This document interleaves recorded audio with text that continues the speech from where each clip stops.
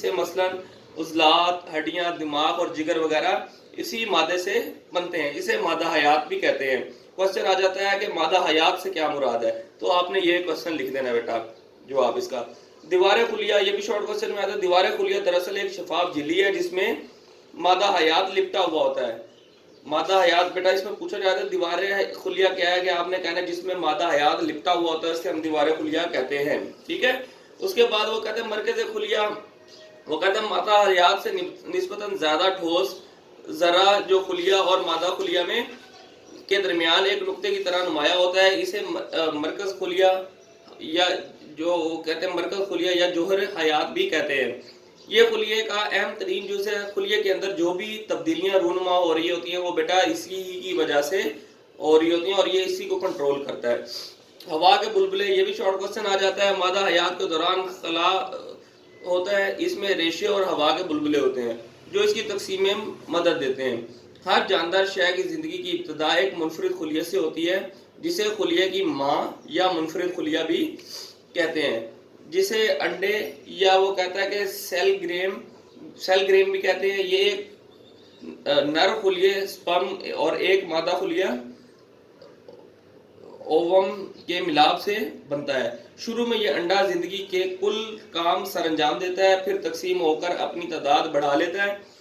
شروع میں خلیہ ایک جیسا کام کرتے ہیں اور شکل صورت میں بھی ایک جیسے ہی ہوتے ہیں۔ جسمانی خلیوں کی شکل اور بناوٹ ان کے افعال اور ضروریات کی مناسبت سے الگ الگ ہوتی ہے۔ بیٹا یہ سارے ایک شکل، شروع میں تو ایک شکل کے، تو بعد میں ہر خلیہ اپنی اپنی مناسبت کے حساب سے اپنی ضرورت کے مطابق اس طرح سے اپنی شکل ڈھال لیتا ہے، مگر ان کے بنیادی وہ کہتا ہے جسمانی خلیوں کی شکل اور بناوٹ ان کے افعال اور ضرورت کی مناسبت سے الگ الگ ہوتی ہے، مگر ان کے بنیادی عناصر ایک ہی ہوتے ہیں۔ ان میں بعض اپنی ضروریات کے مطابق مختلف قسم کے کام آپس میں بانٹ لیتے ہیں۔ بیٹا یہ کام جو ہے آپس میں بانٹ لیتے ہیں کہ اس خلیے نے یہ کام کرنا ہے، اس خلیے نے یہ، اس خلیے نے وہ، یہ تمام تر کام جو ہیں وہ اب بانٹ لیتے ہیں اور وہ اس حساب سے کرتے ہیں۔ اس کے بعد وہ کہتا ہے کہ خلیوں کے گروہ، عضلاتی خلیہ اور عصبی خلیے۔ وہ کہتا ہے عضلاتی خلیے، ان خلیوں کے ذمہ حرکت کا کام ہوتا ہے۔ مختلف عضلات حرکت میں تعاون و اشتراک ان خلیوں کی بدولت ہوتا ہے۔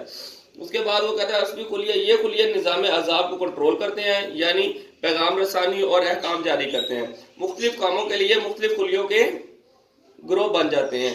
اس کے بعد وہ کہتا ہے بافت، وہ کہتا ہے ہر گروہ میں تمام کے تمام خلیے ایک جیسے ہوتے ہیں اور ایک ہی قسم کے خلیوں کے گروہ کو بافت کہتے ہیں۔ بافت یعنی ٹشو یا خلیے کے مجموعے کو بافت کہتے ہیں۔ جب خلیے باہم ملتے ہیں تو ایک مادہ انہیں آپس میں ملا دیتا ہے جسے ہم میٹرکس کہتے ہیں۔ یہ مادہ خلیے سے نکلتا ہے۔ بیٹا آپ سے اس میں میٹرکس خلیے کا بھی بتایا ہوا اور ٹشو کے بارے میں بتایا ہوا، یہ بھی دونوں شارٹ کوسچن بن سکتے ہیں۔